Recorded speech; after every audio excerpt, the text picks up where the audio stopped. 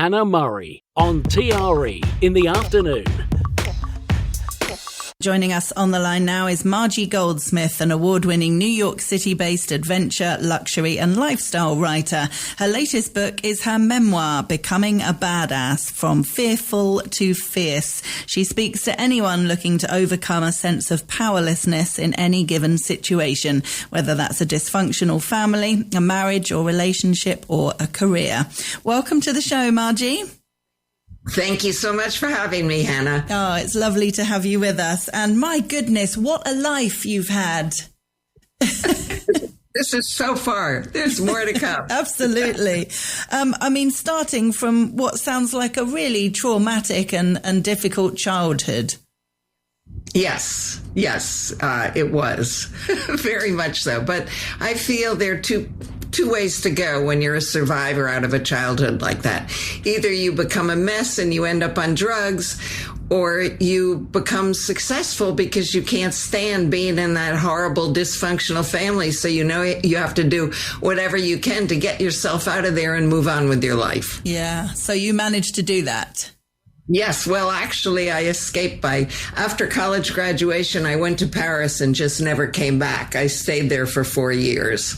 And that way, it was back in the day when long distance cost a lot of money and there was no internet and no cell phones. So to talk to someone in this country, either you spent a fortune on a long distance phone call or you had to send an airmail letter, which was perfect because then I didn't have to talk to my mother all the time.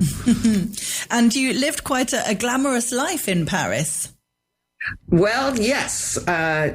First of all, the city itself is so glamorous and so beautiful. But when I got there, I did not like Paris. It was May. It was freezing. I just wore my raincoat all day. It poured. It was gray. I went into Notre Dame to look at the beautiful stained glass windows. They were almost black because it was so dark outside.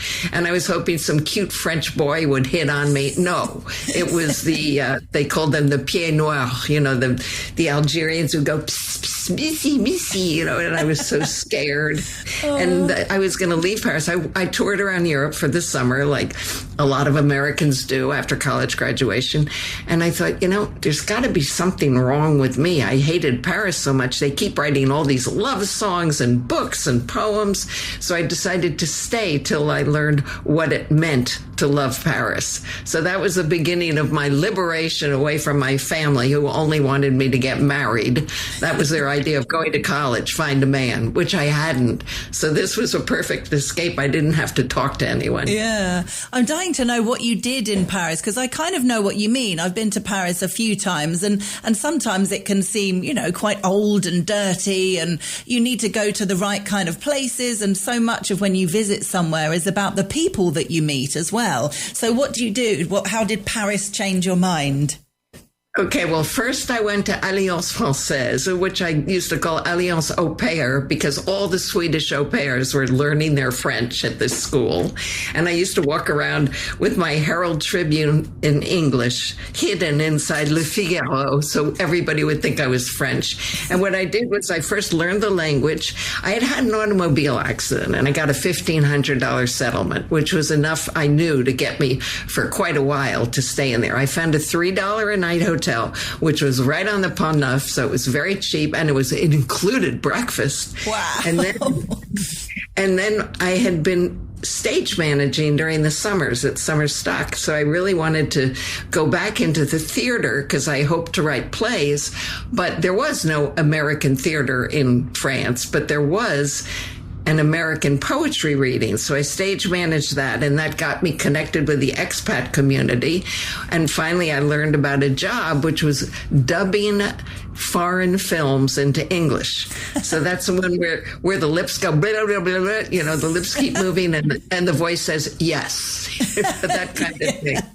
Brilliant. But it was an introduction, and then I found he was an American expat film director who was looking for an assistant. So now I had French. I could type very fast with a lot of errors, and he hired me as his creative assistant on movies, and that's how I learned my film trade. I ended up marrying him. He was 27 years older, but it didn't matter. This was France. This was Paris. Age didn't count. So I learned a lot from him, both about filmmaking and about life in general, because I had not been brought up with any kind of values. So when he said, what are your values? I didn't know what he was talking about. Values? Who's got values? So that was the beginning. Yeah, interesting. And you traveled so much throughout your life so far, visiting over 150 countries. Yes. Wonderful. Yes. Any highlights? Well, it's kind of like, who's your favorite child? I don't have a favorite, but I'm partial to Southeast Asia.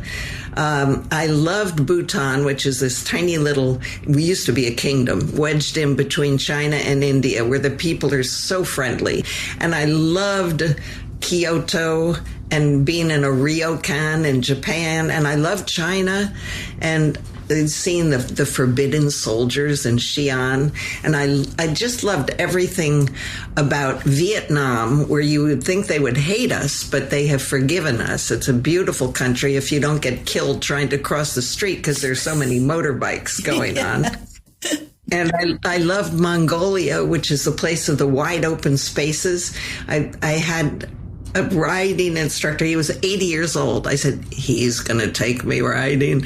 And they said, no, you don't understand. He's the fastest rider in Mongolia. He just drove 80 horses in from 150 miles this morning. So this little toothless old man gets on his horse, I get on my horse. He takes a rope. We're tethered together. Our knees are touching. And we go wham, riding across, galloping across the open plains. And about every 10 minutes or so, we'd run across a family who live in a gair, which is like a felt tent, and they'd be laughing at the stupid American who's hanging on to dear life on her horse.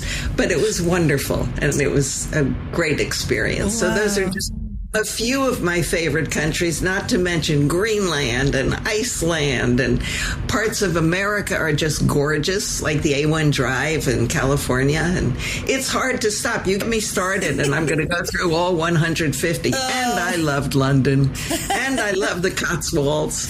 So. Oh, fabulous. I mean, is there anywhere that you haven't been that's on your bucket list that you really want to see? Well, the place I'm sorry I didn't get to earlier was the stands, Kazakhstan and Uzbekistan and Turkestan, because I've been told there's a lot of walking, and I had a knee operation, and it's the knee which refuses to heal, which is preventing me from going anywhere where you have to do a lot of walking. I mean, I've done marathons and triathlons and climbed mountains, but I can't even walk now. So I doubt I'll get there. But no, I'm happy with everywhere I've been. And I'm happy I got to Russia before this has become such a mess. Mm-hmm. I mean, Moscow is a beautiful city, and St. Petersburg, the Hermitage Museum, is magnificent. And lovely. I could go on, and I can't stop talking. I'm happy listening to you. It's lovely. Something else completely random. You went to Donald Trump's wedding to Maria Maples. Yes, Marla Maples. Oh, yes. Marla, sorry. Trump was my husband number 2, was a corporate lawyer. He was outside counsel to Trump. He was handling his bankruptcies at all the casinos in New Jersey. So we were invited, and I had never liked Trump, and I still don't. Now I really don't like him. Probably he'll try to have me killed for saying this on air. I don't care. Don't say that. We have freedom of speech so far. So he's getting married to Marla. It turns out she was 2 months pregnant, which is why he was marrying her. So he's sitting at the top. He's standing, going from foot to foot, looking at his watch, being very irritated because he's not used to being kept waiting. And you've got all these superstars in the audience, like Barbara Walters and the Clintons and Jack Richardson. I mean, everybody, Nicholson, everybody was there. And finally, after 15 minutes, Marla comes down the aisle, and I was so happy she kept him waiting. It was a triumph. We also, on another trip, had to go on his helicopter with him to Atlantic City because there was a fight. I think it was Spinks versus Tyson. And I'm thinking, oh my God, I hate fights. I don't want to sit through a fight. And because you're with Trump, you know you're going to be almost in the front row. And I just hated the whole idea. So we get escorted off the helicopter into all these limos. The whole road is closed for Trump. He's not even president then. I don't even think he's done the Celebrity Apprentice, but he's done this big deal to give himself a lot of PR. So now we get to the casino and we're walking down the Taj and people are reaching out, trying to touch him because they think if they touch them, they'll become rich. Oh, and unfortunately, a lot of people still feel that in our country, that he's going to make them rich. So that was bad enough. But then we have to sit in these seats and we're 2 feet away from the boxers. And I'm thinking, oh my God, how long does each round take? When can I get out of here? And after 90 seconds, I guess Spinks knocked Tyson out or vice versa. I don't remember. The fight was over. Oh, and everybody's wow. going, it's fixed, it's fixed. And I've never been so happy in my life that we were able to get out of there. Another time I interviewed him for a magazine article. He still wasn't president. By then he had Celebrity Apprentice. And my tape recorder wouldn't work. So I knew it would work if I plugged it in. So I've been escorted into his office and I'm on the ground on all fours looking for an outlet to plug in the tape recorder. When he walks in, he goes, "What are you doing?" And I said, "I'm plugging in my tape recorder." And he goes, "Why? I never heard of a journalist who has to plug in a tape recorder. Everybody uses batteries." I think it's the first time I thought on my feet. I said, "You know what? I wouldn't want to take a chance on losing an interview with you because the batteries died." He goes, "All journalists should be required to use outlets." So I got out of it. Oh goodness! Wow, how weird! And were you shocked when he became president? Then were you thinking, how on earth has this man got to this job? I'm still thinking that. I think we all are. And now he's in New York City because the Security Council of the UN is meeting. So if you hear a noise, it's helicopters flying over because I'm only about 8 blocks from the UN. Or if you hear sirens, it's because he's passing through. Oh, brilliant. And you've had a long career as a journalist, interviewing all kinds of celebrities and sports people. And any highlights that you can tell us about that, other than Trump, obviously? I think Francis Ford Coppola was a dream. He was so smart and so engaging, and all their PR people, they say, "You have 30 minutes with him and then we're hanging up on you."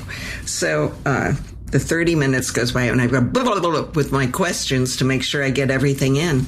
And I say, "Well, okay, I think I have it all." And he goes, "Don't you want to ask me anything else?" And I'm thinking, what about the PR person, standing guard? And I said, "Yes, I would love to." So we talked another 45 minutes. It was wonderful. I love that. Same thing with Harry Connick Jr., whose publicist said, "No, you have 20 minutes with him." And I said, "I can't do a feature in 20 minutes. She said, "Well, you'll have to."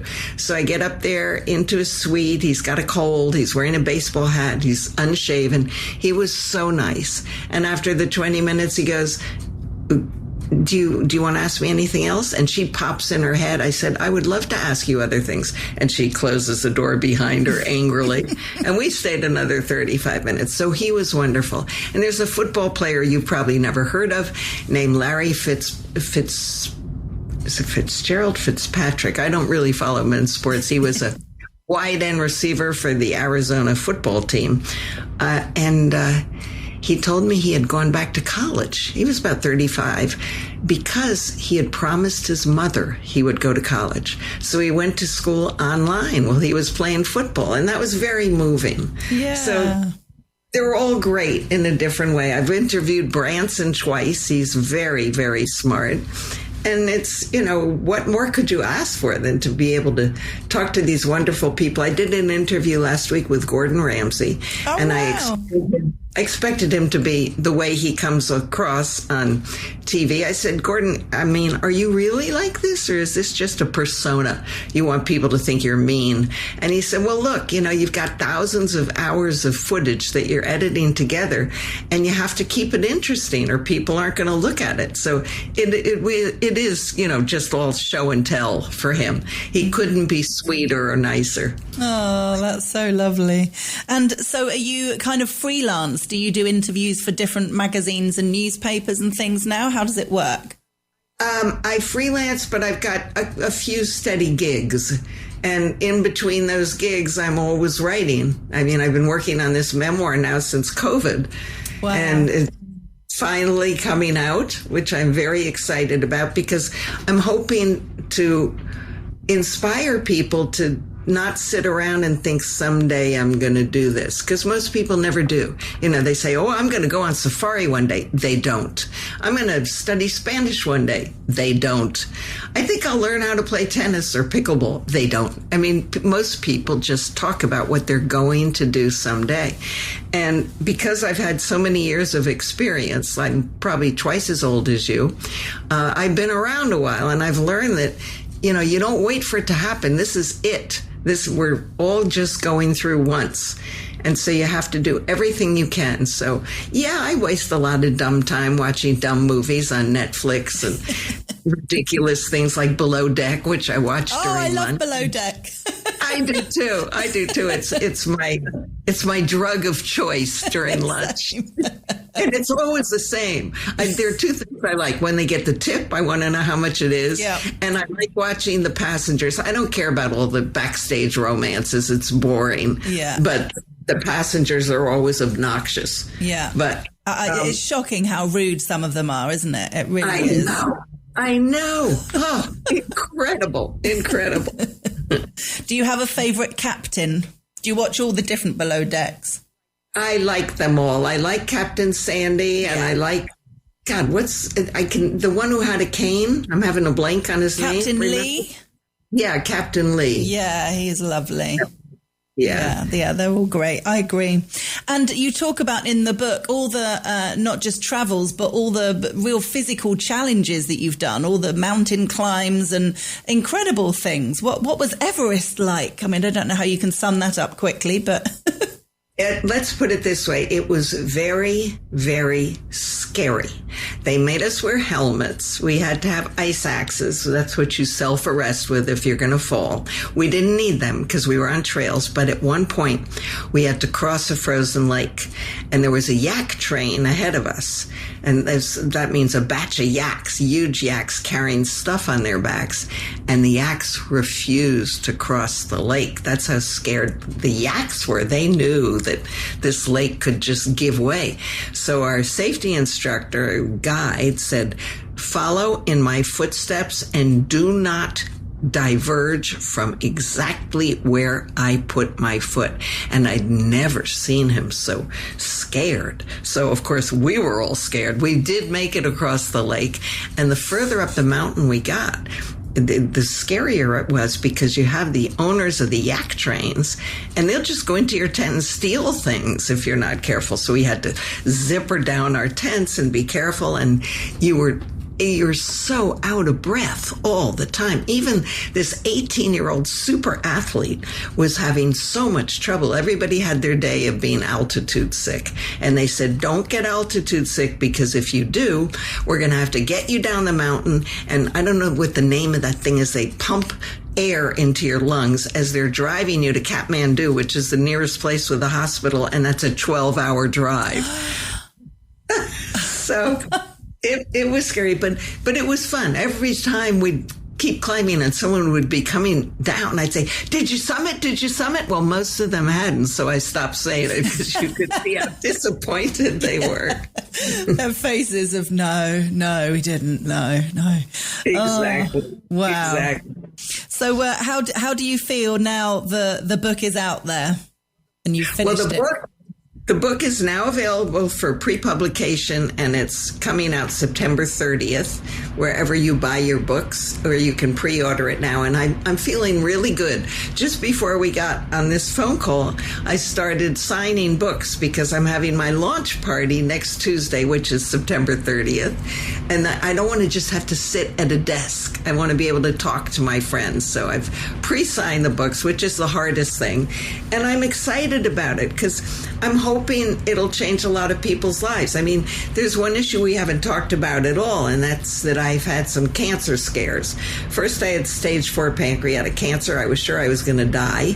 And then I had it again. They cut out part of my pancreas, then they took out my whole pancreas, and then a year after that I had lung cancer. Well, I'm still playing blues harmonica, so if you just keep walking the hallways, motion is everything. I hate this term, motion is lotion. I prefer move it or lose it.